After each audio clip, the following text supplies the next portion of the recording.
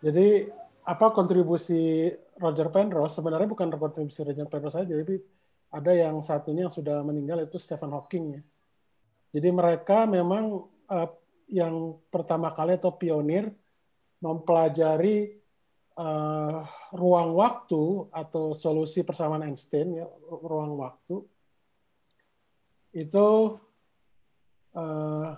terkait dengan strukturnya. Jadi bahwa ternyata persamaan Einstein itu dengan ada kondisi yang bisa dikatakan kondisi fisis gitu ya. Kita nyebutnya energy condition gitu. Itu bisa develop singularity gitu. Bisa menyebabkan adanya singularity.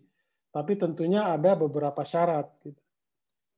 Nah, ini gambar ini rasanya Pak Agus pernah mempresentasikan ya. Apa namanya gambar ini adalah gambar diagram Penrose. Jadi kalau seperti Schwarzschild itu bisa jadi tidak ada materinya di sini. Jadi di sini materinya itu biasanya kita kalau materi di sini penyederhanaan bisa pakai Tolman ya. Tolman apa Oppenheimer-Volkoff equation gitu. Nah, jadi intinya adalah apa yang dilakukan Penrose itu dia membuktikan bahwa solusi persamaan Einstein dengan kondisi yang disebut namanya kondisi apa weak energy condition itu bisa develop singularity gitu. Jadi di singularity itu ada dua hal. Secara matematik itu bisa dikatakan ada remove point atau kalau Anda kan udah belajar ya, yang time-like geodesicnya itu incomplete gitu ya. Artinya dia tidak bisa di-extendable, tidak bisa kita perpanjang lagi di luar titik itu maka di situ develop singularity. Gitu. Nah, event horizon itu bisa dikatakan ada definisi secara matematisnya. Kalau Anda baca di papernya Penrose dan Hawking di Proceedings of Royal Society, Royal Academy ya, Inggris itu dia secara lengkap. Memang kalau untuk Penrose awalnya memang dia membuktikan singularity itu di objek-objek yang astrofisik ya. Jadi seperti bintang gitu ya. Itu dia membuktikan di sana. Jadi secara astrofisik. Nah, di paper bersama Hawking itu dia mereka membuktikan sebenarnya. Jadi menggabungkan teorema singularity itu terkait dengan ada yang fisis terkait astrofisika dan ada yang satunya lagi bagian lain itu terkait apa namanya singularitas di kosmologi. Jadi sebenarnya kalau Penrose kita tahu kalau berdasarkan publikasi pertamanya dia di Physical Review Letters itu tahun 65 itu dia berbicara tentang astrofisika. Jadi singularity dari astrofisika itu terkait dengan bintang yang runtuh, yang collapse, kemudian dia jadi black hole, dan dia misalkan apa yang disebut namanya mendevelop, ada disebut namanya event horizon, itu pasti ada singularitas, itu yang Penrose buktikan. Event horizon itu istilahnya di suatu daerah di mana cahaya itu tidak dapat lolos gitu. Ya, istilahnya kerennya nanti di matematika di sini ada namanya disebut namanya trap surface lah gitu. Jadi null geodesic itu dia konvergen ke suatu titik di sini di diagram Penrose-nya itu. Nah, titik-titik di sini kan mewakili apa namanya geometri. Contohnya kemarin ketika kita di Schwarzschild itu kan geometrinya apa di sekitar horizon tuh ADS2 cross S2 ya. Nah, S2 itu yang disebut di sini adalah yang disebut namanya trap surface. Trap surface. Gitu. Nah, untuk yang Hawking itu bagian pembuktian kalau Anda baca di papernya di PRA itu Proceeding of Royal PRSCA ya, Proceeding of Royal Society, Proceeding of Royal Academy, Proceeding of Royal Academy ya, PRA itu dia ada bagian kosmologinya. Jadi bahwa asumsi-asumsi itu ketika geometri itu kalau di masa lalunya kita trace gitu, kita ini kan null geodesicnya itu konvergen tapi dia berubah tanda gitu. Di sekitar titik itu ada singularity di sana. Nah, itu modelnya cocok untuk yang alam semesta yang berawal. Jadi yang mungkin itu nanti diinterpretasikan sebagai Big Bang. Sedangkan yang satu lagi itu terkait dengan closed universe. Jadi closed universe itu dia konsingularitasnya itu ada dua, terkait dengan awal alam semesta atau dia ketika dia itu tertutup, ya itu yang bagian lainnya itu dia akan mengalami Big Crunch sejarahnya. Itu Anda bisa baca itu di papernya itu. Itu open access ya, jadi Anda bisa lihat sendiri di sana.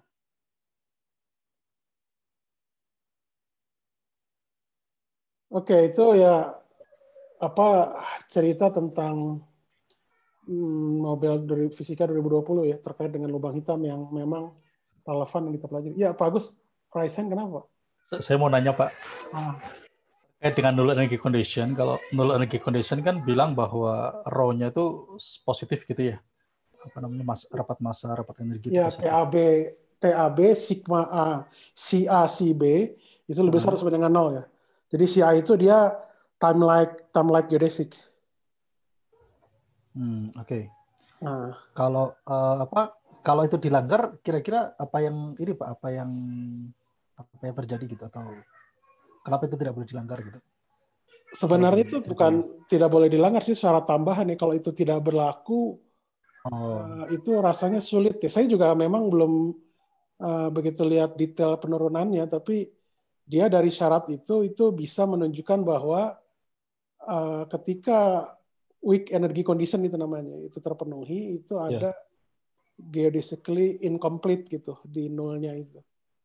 Itu ada, itu di buku tuh ada, dia pakai jadi persamaan Einstein itu dengan menggunakan weak energy condition itu bisa disederhanakan jadi persamaan Raychaudhuri ya. Raychaudhuri equation gitu. Nah, Raychaudhuri equation itu nanti yang dilihat dinamikanya gitu. Bahwa dia ternyata ada istilahnya disebutnya remove point atau geodesically incomplete gitu. Jadi kita tidak bisa extend dia dari suatu titik. Ya, itu memang bidang itu termasuk ini ya, kajian sendiri ya, artinya karena itu kan aspek topologi di sana.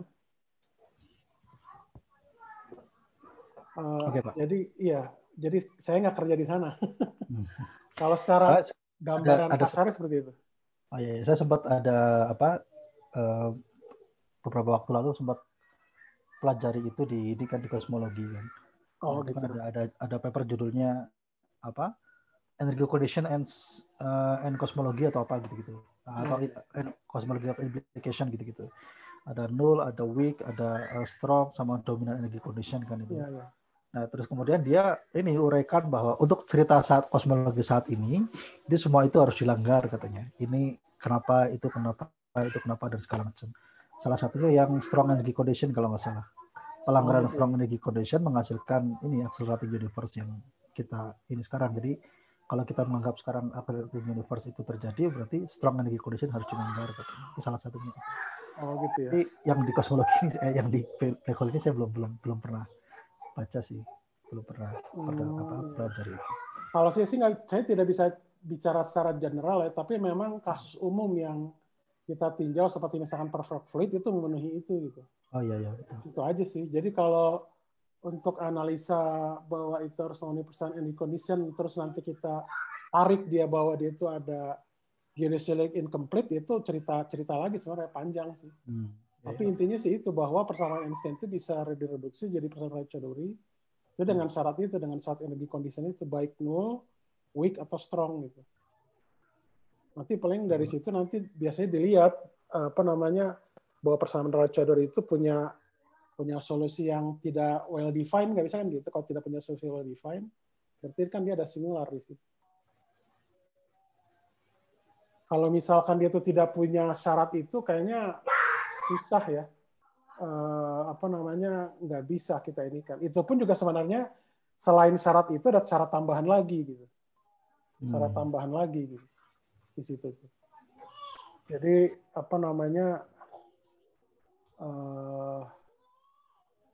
ya agak sedikit lebih ya perlu kita baca lagi sih. Ininya.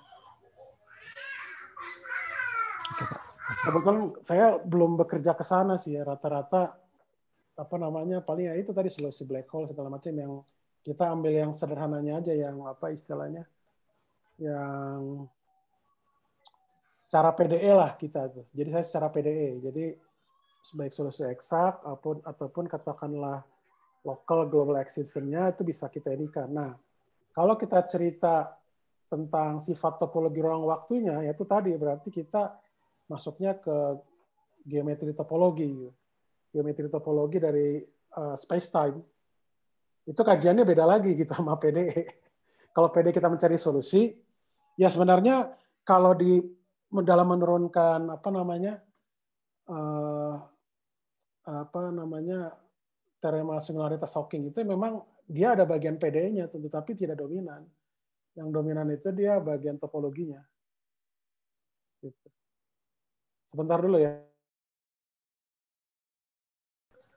Oke, sebentar saya share screen lagi ya. Share screen yang mana nih ya?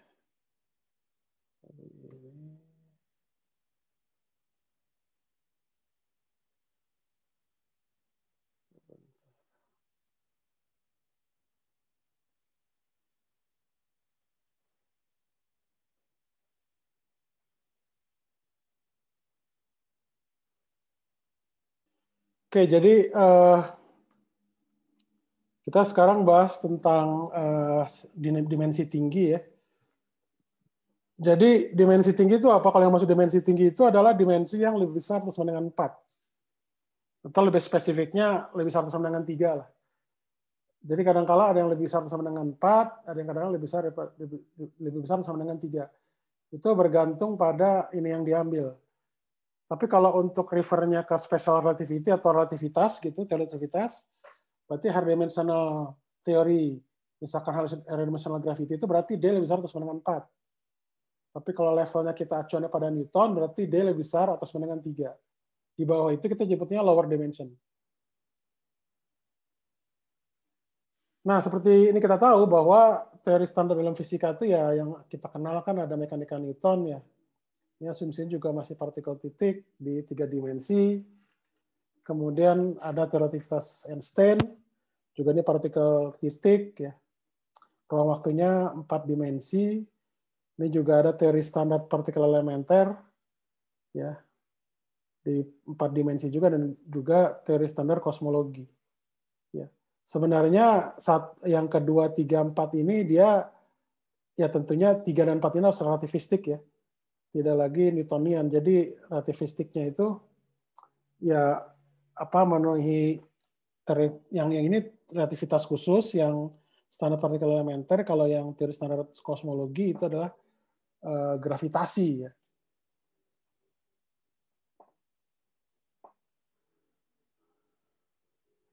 Nah, jadi kalau ini kan terjadi di 3 dimensi, kita rumuskan ya, mekanika Newton, Einstein, standar partikel elementer dan kosmologi itu di 4 dimensi, itu juga kita rumuskan di 4 dimensi gitu ya. Nah, sekarang kalau dia itu kita perluas dimensinya, artinya itu kita tarik semua mekanika Newton ke ke dimensi tinggi atau Einstein ke dimensi tinggi ya. Pertama kita ada asumsi bahwa semua hukum fisika itu berlaku dalam dimensi tinggi lagi. Jadi kita mengambil analogi. Jadi bisa jadi asumsi bisa dikatakan aspek-aspek yang dalam hukum Newton di 3 dimensi ya jadi bisa jadi itu hanya khusus di 3 dimensi aja. 3 dimensi, 2 dimensi dan 1 dimensi. Relativitas Einstein juga sama, bisa jadi prinsip relativitas itu hanya berlaku di 4 dimensi gitu, tapi tidak ada bukti bahwa tapi kan itu dugaannya. Jadi untuk dimensi tinggi ya kita mengambil analogi saja. Jadi bahwa hukum-hukum fisika sama bentuknya dalam dimensi 4 atau dimensi yang lebih tinggi dari 4 gitu. Jadi prinsip general covariance itu juga berlaku. Jadi semuanya kita tarik bisa ke dimensi tinggi gitu ya. Jadi kita cuma mengambil analogi saja gitu. Jadi semua prinsip-prinsip di 4 dimensi itu ya bisa dikatakan berlaku. Nah, cuma ini harus ada kehati-hatian. Jadi kalau secara matematis juga antara sifat geometri itu bergantung pada dimensi ya. Jadi apa namanya bisa dikatakan ya dalam tanda kutip ya. Kalau kita ambil seperti ini ya bisa dikatakan ini adalah hal yang ceroboh lah gitu. Hal yang ceroboh kenapa? Karena di 4 dimensi di masing-masing dimensi itu ada karakteristik sendiri. Ya. Sebagai contoh misalkan Anda tahu ini kan apa namanya Poincare conjecture ya, Poincare conjecture. Poincare conjecture itu baru dipecahkan berapa tahun lalu 2000 berapa 2005 ya apa 2006 ya saya lupa lah. Antara sekitar itulah 2004 2005 mungkin ya. Sekitar itu. Itu katanya usianya udah 100 tahun lebih conjecture itu di 3 dimensi. Tapi di 4 dimensi dan di dimensi yang lebih tinggi orang sudah lebih dulu membuktikan.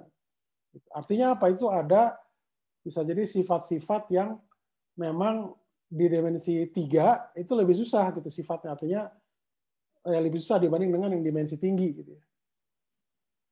Tapi bukan berarti yang dimensi rendah itu lebih susah dibanding dengan dimensi tinggi. Bisa jadi itu umumnya itu sebaliknya. Justru yang dimensi lebih tinggi pada umumnya itu lebih susah gitu ya. Jadi sebenarnya ini terkait dengan ini klasifikasi geometri. Kalau di 3 dimensi itu ada disebut ada namanya Thurston theorem. Itu terkait dengan klasifikasi disebutnya namanya basis geometri untuk membentuk geometri di 3 dimensi. Itu ada. Tapi di 4 dimensi itu orang tidak kebayang seperti apa. Apalagi di atas 5 gitu. Jadi tentunya secara umum kalau di dimensi yang lebih tinggi ya itu lebih susah gitu ya.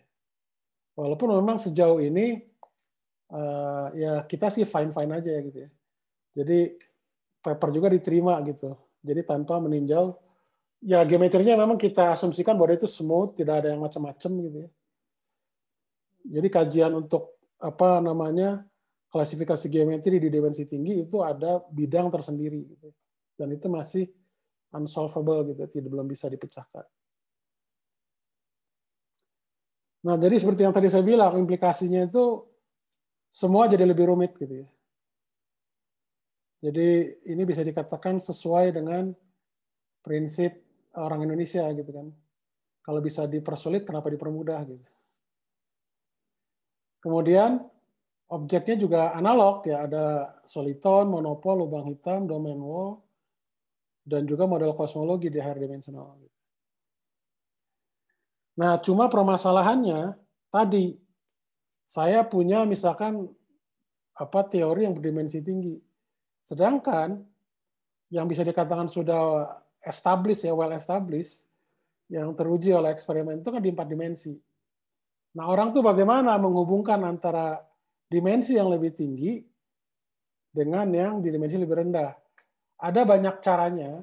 Ya sebenarnya ada banyak cara dalam artian ya sebenarnya itu cuma beberapa saja. Yang pertama yang terkenal itu adalah kompaktifikasi. Jadi misalkan saya punya n dimensi gitu ya. Sedangkan di standar teori model standar itu cuma 4 dimensi. Nah, di n-4 dimensi itu dikompaktifikasi gitu. Dikompaktifikasi. Nah, kompaktifikasi itu apa? Menyebabkan adanya spektrum baru partikel gitu. Itu disebut namanya Kaluza-Klein compactification. Nah, nanti dari Kaluza-Klein kalau dari kompaktifikasi itu ada yang disebut namanya Kaluza-Klein Tower namanya. Kaluza-Klein Tower itu adalah seperti tabel periodik ya, bahwa kita akan dapat seperti tower gitu, di mana partikel yang paling tinggi, paling besar masanya itu menempati yang paling atas gitu. Jadi dari yang paling rendah ininya sampai yang paling berat gitu. Nah, asumsinya memang walaupun Kaluza-Klein partikel itu tak berhingga banyaknya, walaupun yang paling ringan itu masih dianggap sangat berat dibanding dengan partikel standar. Makanya itu kadang-kala disebut namanya istilahnya di mode out ya, istilahnya bukan diabaikan tidak, tapi dia ada sebuah mekanisme di mana partikel tersebut tidak terlihat ya, sehingga bisa kita mode out mode partikel berarti kita bisa keluarkan gitu ya. Kemudian yang tinggal cuma partikel-partikel ringan di standar model.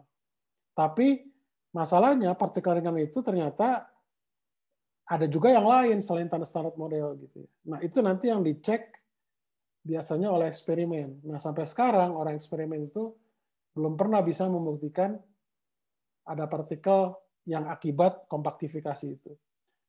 Cara yang kedua itu pakai namanya, kalau Anda pernah dengar, Randall syndrome. Jadi yang Randall syndrome itu seperti kita punya brain di 3 atau di 4 dimensi, ya di 4 dimensi misalkan, nah kita fisika tuh hidup di sana. Gitu. Nah ada satu lagi dimensi ekstranya, nah dimensi ekstra. Gitu. Nah itu tapi juga masih jadi kajian ya, karena saya juga tidak bekerja di sana, jadi tidak banyak tahu tentang hal itu. Tapi sejauh ini cuma 2 metode itu yang bagaimana kita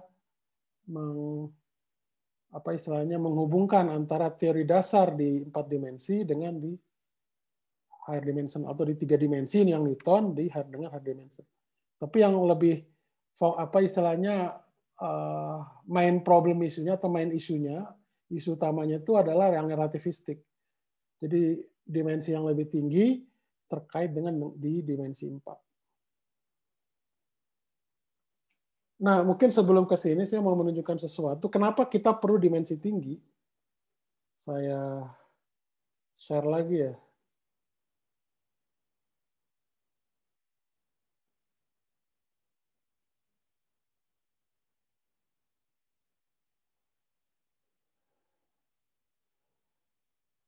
Nah, ini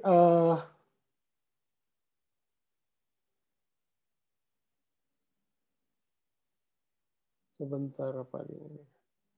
Oke, ini aja. Jadi kita memang alasannya kenapa kita memilih dimensi tinggi. Ini kalau kita lihat, kita kan dalam keseharian itu kita melihat sebuah benda, itu kan mata kita visualnya kan 3 dimensi gitu.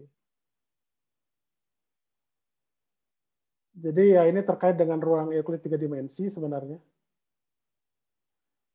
Nah, kalau lintasannya partikel titik yang kita tahu, yang Anda pelajari juga di mekanikon atau relativitas sejauh ini, ya, bahkan black hole Schwarzschild itu sebenarnya black hole titik gitu. Tapi titik di titik asal gitu. Black hole-nya. So, ya seperti remove point lah itu juga bisa. Karena terkait dengan singularity kan. Nah, jadi kalau lintasan partikel satu dimensi, misalnya partikel titik itu berupa kurva satu dimensi seperti ini. Kalau satu dimensi secara matematik berarti dia bisa parameterisasi ya posisinya. Nah, posisinya itu terkait dengan R fungsi posisi terhadap waktu kan.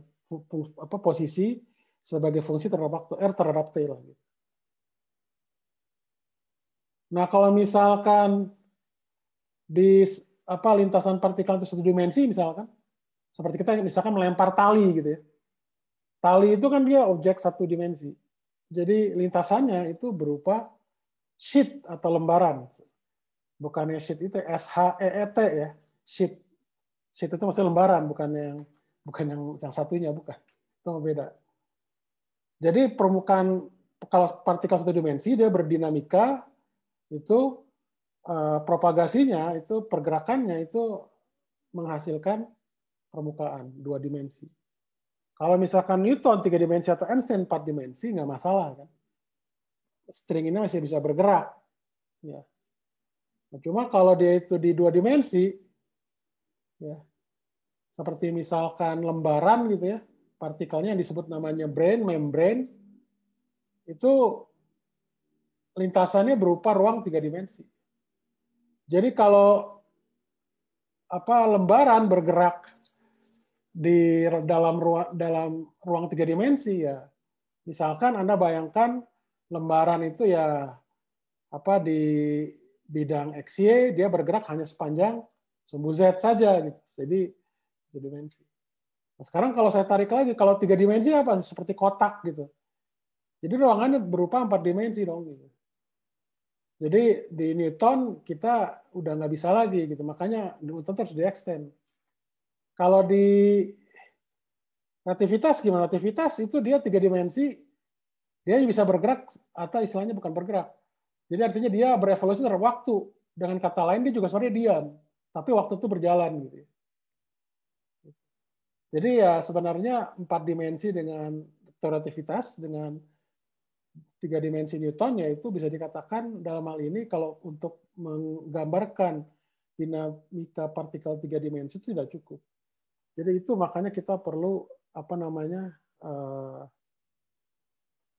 mempelajari di 3 dimensi. Ya, mempelajari dinamika di dimensi yang lebih tinggi. Sejauh ini ada pertanyaan nggak? Saya boleh nanya, Pak? Ya.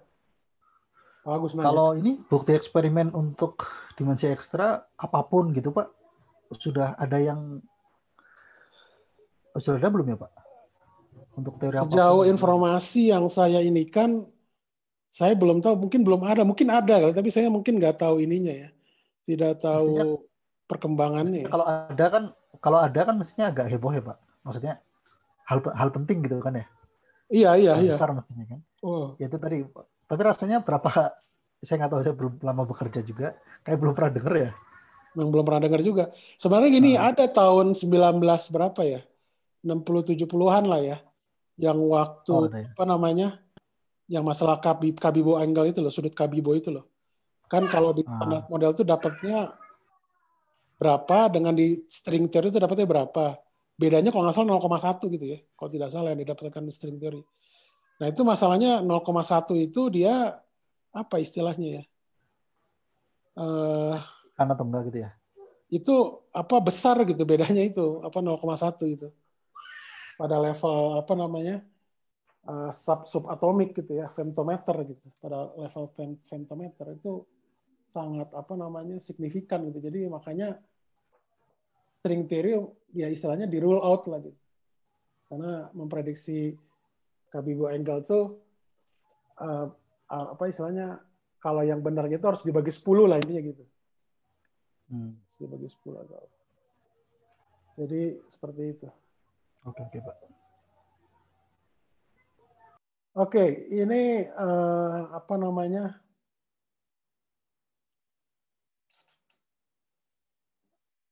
ya, memang, tapi ini ceritanya cukup panjang ya untuk ke benda kontinu yang identik. Anda bisa lihat di buku Goldstein, kalau tidak salah ya, tentang mekanika benda kontinu ya, Pak Agus ya, kalau tidak salah di Goldstein ada ya, bab terakhir itu ya. Ini saya tuliskan aja sebenarnya.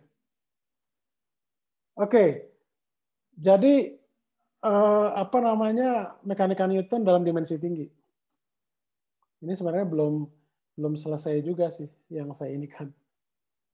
Jadi biasanya kita meninjau dia itu ruang Euclid ya, flat berdimensi n yang kita sebut Rn di sini. Nah, untuk satu partikel titik, jadi karena di mekanika Newton itu kan dia partikel titik ya. Yang paling sederhananya. Ya, partikel titik itu dia kan membentuk kurva. Kurva parameternya itu posisinya itu xi, di mana i di sini adalah 1 sampai n. Oke, ini posisi xi ini menggambarkan posisi suatu partikel titik di ruang Rn. X dot itu adalah turunan x posisi terhadap parameter kurva. Dalam hal ini parameter kurvanya sebut aja misalkan t lah ya. T itu bisa Anda interpretasikan sebagai waktu. Jadi ketika sebuah partikel titik membentuk sebuah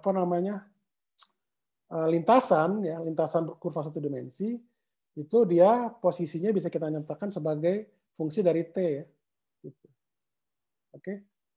Nah, kalau Anda belajar mekanika Lagrange, saya harapkan udah belajar mekanika Lagrange, suku yang ini itu kita sebut suku kinetik. Ya. Suku yang ini disebut suku potensial ya.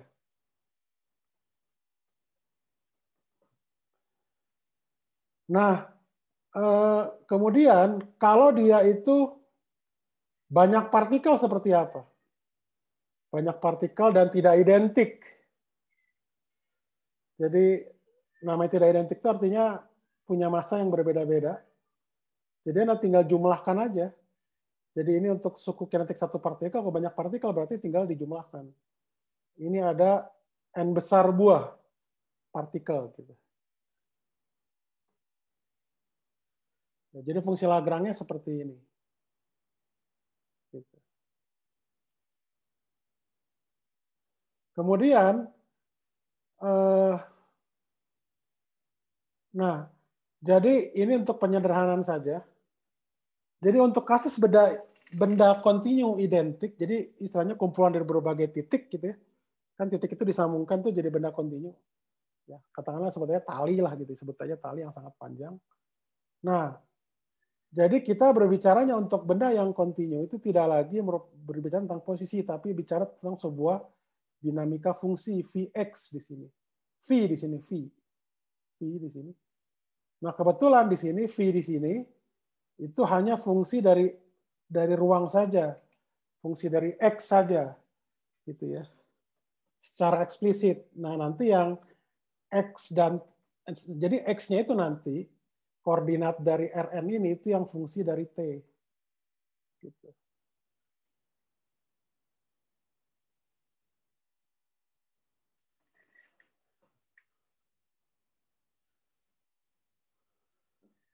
Nah, sekarang bagaimana kalau misalkan dia itu, saya lupa, sebelum saya lupa. Jadi rumusan ini sebenarnya ini adalah rumusan khusus dari bentuk Lagrangian yang lebih umum untuk misalkan benda yang berdimensi D misalkan. Nanti ini biasanya kita menggunakan namanya action Polyakov. Mungkin pernah dengar ya, Pak Agus kalau belajar string mungkin pernah dengar kan? Action Polyakov. Nah, kebetulan ini untuk yang benda kontinu identik, itu kita tidak lagi menggunakan fungsi Lagrange, tapi kita menggunakan rapat fungsi Lagrange. Nah, kebetulan rapat fungsi Lagrange-nya di sini, itu nanti aksinya itu integral dari L curl di sini, dikali dengan volume dari apa namanya Rn ini yang n dimensi gitu, kali dt terakhir. Tapi ini kita masih berbicara tentang mekanika Newton ya, belum relativitas belum.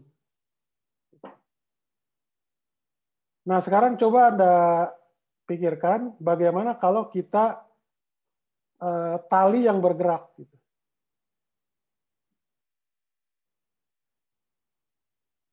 Oh ya, kalau misalkan ini, kalau bendanya kontinu tapi tidak identik gimana? Itu aja dulu. Kalau ini kan betul identik dia. Jadi masanya itu sama di setiap titik gitu. Kalau itu tidak identik, nah kalau itu tidak identik, nanti M di sini itu ada indeks terkait dengan A di sini, tapi yang A-nya itu adalah yang pakai V-nya. Jadi V-nya itu ada A di sini, itu dia benda kontinu tak identik. Jadi ada beberapa V di sini. Ya, gitu.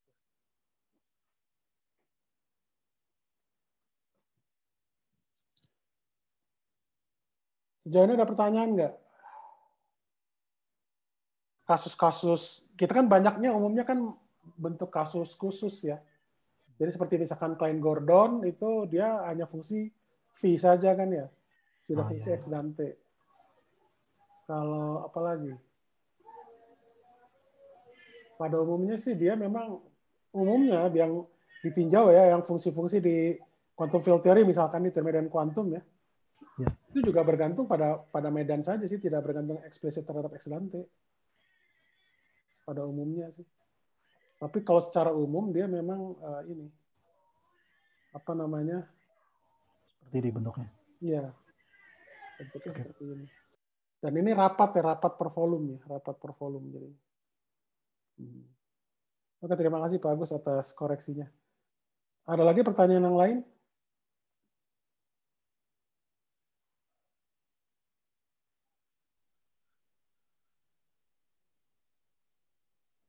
Anda udah ini apa namanya baca tentang Polyakov action, aksi Polyakov udah lihat belum?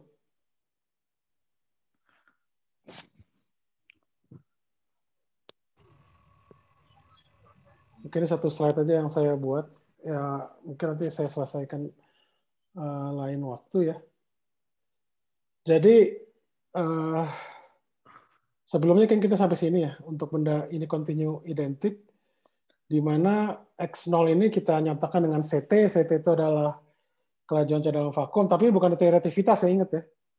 Bukan teori relativitas ini, bukan. Masih di mekanika Newton, jadi artinya di Rn. Walaupun di sini pakai CT, saya untuk menyamakan dimensi aja. Ini kan dimensinya panjang, ini juga panjang. Kemudian ini apa namanya, untuk benda kontinu tak identik ya, rapat fungsi Lagrangiannya masanya tidak sama, yaitu dari A sampai N ada N buah. Misalkan yang tidak identik, tinggal dijumlahkan aja.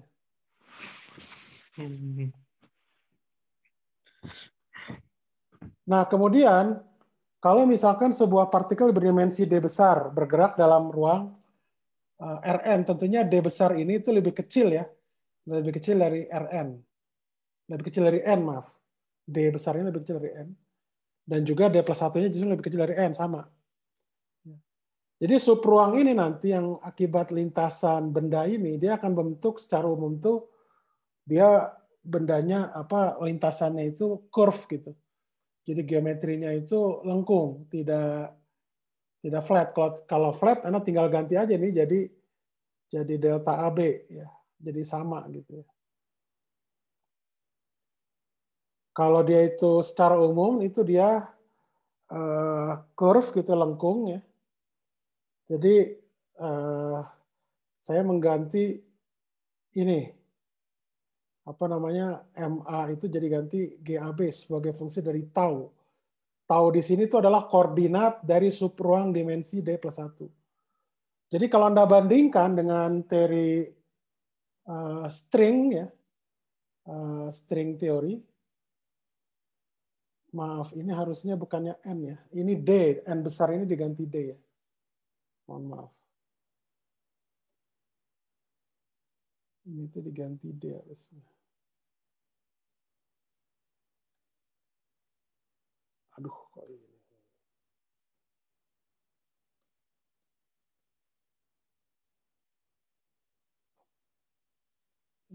Salah. Mari saya perbaiki. Intinya ini diganti D. D plus 1, maaf. D plus 1. D plus 1. Oke.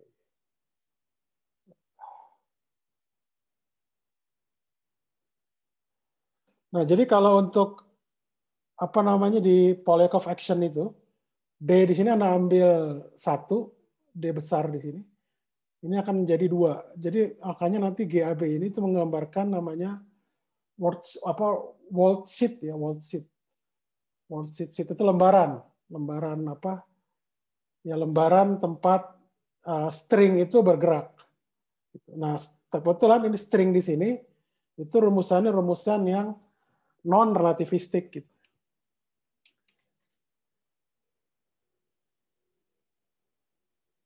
Nah, ini nanti apa namanya bisa kita lanjutkan lain waktu lah ya. Gitu. Jadi intinya mekanika Newton itu seperti ini, membentuk apa namanya partikel yang berdimensi D besar ya. Dia bergerak dalam ruang Rn, membentuk subruang lintasan itu membentuk worldsheet atau lembaran atau apa? Bukan sheet ya, apa istilahnya ya sheet-nya itu tapi plus D plus 1 gitu ya. D plus 1.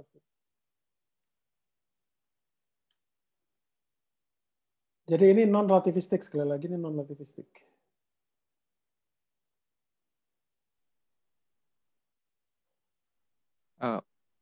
Pak, Ya. maaf. Ya. Saya masih bingung indeksnya itu. Indeks. Yang di sum itu. Bentar. Yang di sum D itu. Oh ya, ini A, B harusnya. Sorry ya, terima kasih. Ya. Sorry ya, saya lupa. Ini karena buru-buru kan. Di sini ada A, B. Jadi ini ada ini apa namanya apa istilahnya? Ya. Ini sebenarnya ada 2 sigma ya, cuma supaya untuk mempersingkat, jadi saya langsung aja A, B sama dengan 1. A, B sama dengan 1, maksudnya itu adalah ada jumlahan. Sigma A sama dengan 1 sampai D plus 1. Di sini lagi ada sigma B sama dengan 1 sampai D plus 1. Ini ada sigma I sama dengan 0 sampai N yang terkait dengan ini. Iya, Pak. Ya, terima kasih, Disa. Ya. Ada lagi pertanyaan? Kalau buat mekanika Newton ini kita signature-nya pakai Plus. plus. Enggak, plus semua. Oh. Nah, nanti bedanya dengan yang di string theory itu worldsheet-nya, permukaannya itu dia signature-nya ruang waktu ya. Jadi plus min plus atau plus minus sama aja. Kalau untuk di string theory karena kan dia harus relativistik. Jadi dia di dimensi 2-nya yang tempat lintasan string itu berupa membran itu berupa lembaran, itu dia berupa surface-nya itu dimensinya 1 plus 1. Jadi artinya ada satu yang signature waktu, satu lagi signature ruang. Oke. Kemudian ada lagi yang ruang yang ininya yang lebih tingginya yang kita nyebutnya apa ya? Space time-nya itu juga dia Lorentzian ya. Satu waktu minus, satu yang lainnya plus. Kalau di sini yang mekanika Newton, baik ruangnya yang I ini maupun yang AB dia semuanya signature-nya itu signature-nya itu plus semua.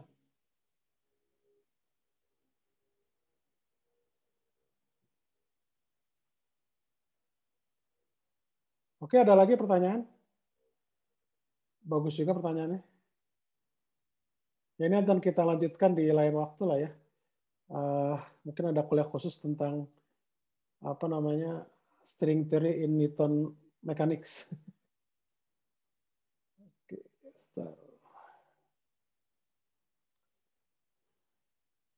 nah, kita kembali ke topik kita yang artinya begini. Yang saya mau tunjukkan di sini adalah bahwa untuk teori di dimensi tinggi itu semua mekanika bisa kita tarik ke arah dimensi lebih tinggi ya, baik mekanika Newton atau mekanika Einstein. Nah, yang berikutnya nanti yang menjadi fokus utama kuliah ini adalah terkait dengan mekanika Einstein. Ya. Relativitas umum Einstein di higher dimension.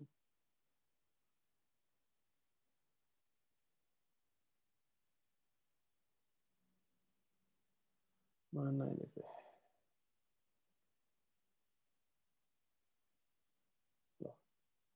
Nggak bisa ya.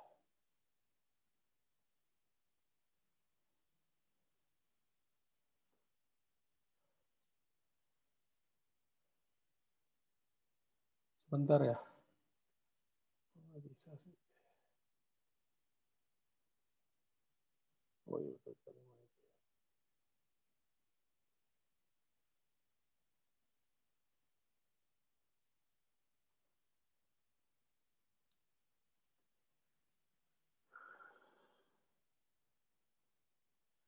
Oke. Sekarang kita bahas tentang lubang hitam statik dalam dimensi tinggi. Nah, lubang hitam statik dimensi tinggi ini itu ansatz metriknya seperti ini. Jadi dikatakan statik bisa dikatakan metriknya itu tidak bergantung pada waktu ya. Dan dia istilahnya kita nyebutnya kurva time-like-nya itu bisa dikatakan ortogonal terhadap hypersurface yang D-1 ini. Maaf. Ya, halo? Layarnya belum kelihatan. Oh, layarnya belum kelihatan gitu. Sebentar. Sampai berbusa-busa juga ini. Oh, belum di share screen ya? Mohon maaf. Makanya mending dicegat di depan, Pak. Dicegat di depan. Daripada udah nyampe. Iya, oke. Ya, ini yang depannya kelihatan kan ya? Kelihatan. Oke. Kelihatan sekarang, Pak. Oke, ya. Ini lubang hitam statik dimensi tinggi. Oke, jadi kita masuk ke relativitas umum Einstein di dimensi tinggi. Tadi mekanika Newton analog ya. Anda bisa juga tuh cari teori gravitasi Newton di dimensi tinggi, bisa ya, analog. Ambil analog. Nah, ini apa namanya lubang hitam di dimensi tinggi. Tadi yang saya bilang bahwa metriknya ini dia tidak berbentuk pada T, dan kurva time lag-nya itu tegak lurus atau memotong, dan tegak lurus kurva time lag itu ortogonal terhadap hypersurface yang di dimensi 1, dan dia hanya memotong di satu titik satu saja. Sehingga di setiap titiknya itu nanti ada, kita bisa bentuk kerucut cahaya ya, yang bisa dikatakan selalu bisa dibedakan antara masa lampau dan masa datang gitu ya. Jadi dia bisa dikatakan punya struktur kausal kuat gitu ya. Nah, jadi bentuk metriknya seperti ini, F itu fungsi dari R, G fungsi dari R gitu. Dan di sini R kuadrat D omega S D-2. S curl di sini itu adalah submanifold kompak. Sebenarnya bukan bisa non kompak juga bisa. Tapi di sini bisa saya ambil kompak nanti karena saya mengambil contohnya untuk yang Schwarzschild dan Nostrom ya, di dimensi tinggi. Jadi sebenarnya di sini tidak ada batasan bahwa dia itu harus kompak. Non kompak pun bisa. Di sini misalkan untuk geometrinya RD-2 itu juga bisa. Dia kan non kompak kan kalau yang apa namanya RN ya. RN itu non kompak kan. Perbedaan yang paling mudah sederhananya gini, antara non kompak dengan kompak, yang paling mudah nih.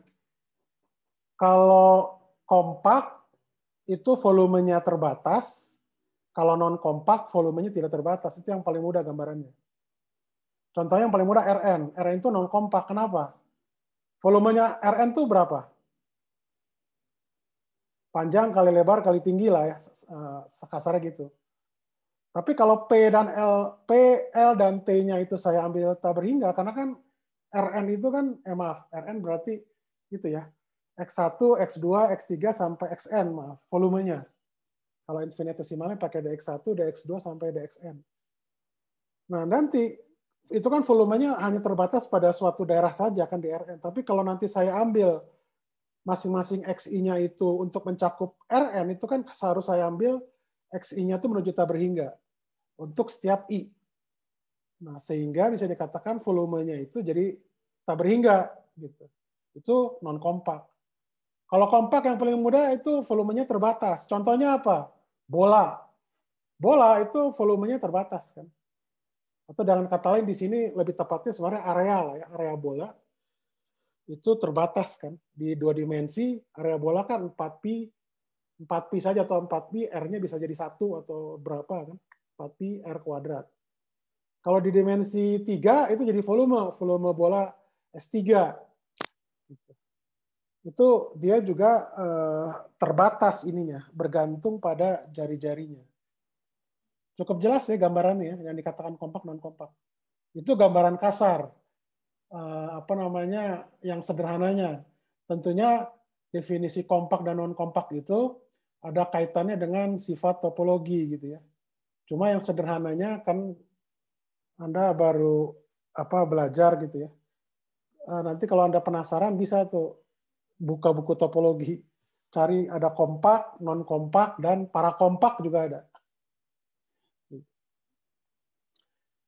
Nah, jadi ini tidak terbatas pada submanifold kompak, tapi ini saya ambil kompak saja, dan dia itu Einstein. Einstein itu maksudnya apa namanya, bahwa SD-2 ini Ricci apa namanya, Ricci tensornya itu sebanding dengan metrik. Jadi kalau sebanding dengan metrik itu berarti dikali dengan sebuah konstanta kosmologi. Diasumsikan bernilai positif. Sebenarnya yang kedua ini, statement kedua ini sebenarnya bisa dilihat nanti dari apa namanya, dari solusi persamaan Einstein-nya. Kemudian kalau kita tahu persamaan Einstein itu kan dia persamaan diferensial order 2 ya. Jadi sehingga apa namanya f dan g ini dia fungsi diferensiabel order 2. Oke? Ada pertanyaan nggak? Pak, Ya. kalau konstanta kosmologinya tidak positif, apakah ada sesuatu? Nah, nanti akan kita lihat. Contoh di Schwarzschild. Oke. Oh, dia itu harus ini. Sebenarnya statement ini tuh dari persamaan Einstein nanti. Persamaan Einstein. Oh ya, satu lagi juga. Untuk di dimensi tinggi, ya, atau dimensi 4 juga bisa sebenarnya sih. Jadi R kuadrat di sini itu sebenarnya Anda bisa pilih bebas ya. Misalkan Anda ambil di sini fungsi umum, H gitu, H kuadrat, H itu sebagai fungsi R gitu ya. Kalau Anda lihat di sini, ini bisa kita redefine radial koordinat. Ya, sebenarnya dari suku ini nih. Bisa kita define radial koordinat. Sedemikian rupa sehingga kita bisa memilih H ini itu fungsi yang sama dengan R gitu. Kalau di sini Anda ambil RD-2 juga boleh, nggak masalah. Atau R pangkat apa, sesuatu RS misalkan, boleh saja. Tapi itu semua bisa saya lakukan transformasi koordinat radial yang R ini sedemikian rupa sehingga nanti bisa saya pilih fungsi di sininya itu fungsi R kuadrat. Itu kelebihan statik. Jadi bisa dikatakan komponen yang tak bebas di sini itu cuma F dan G saja. Ada pertanyaan? Nah, sekarang tugas Anda hitung metrik hitung Ricci tensor di atas. Mungkin bukan Ricci tensor ya, Ricci scalar juga ya. Ricci tensor dan Ricci scalar. Bisa Anda lakukan sekarang ya. Harusnya ini cepat itu.